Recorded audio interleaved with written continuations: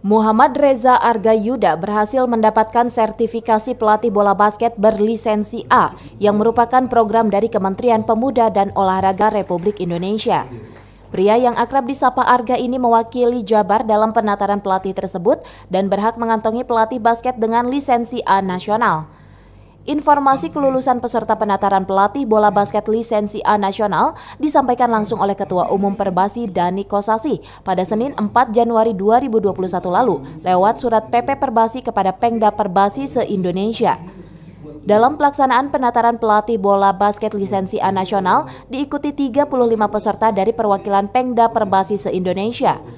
Hanya ada 9 pelatih yang dinyatakan lulus dan berhak mengantongi lisensi A nasional, termasuk Muhammad Reza Argayuda sebagai wakil Jawa Barat dari Perbasi Kabupaten Bogor. Arga sendiri saat ini tercatat sebagai pelatih di PPOPM Kabupaten Bogor dan juga sebagai pengurus teras Perbasi di Kabupaten Bogor. Dari Kabupaten Bogor, Cevi Alfi Adrian melaporkan.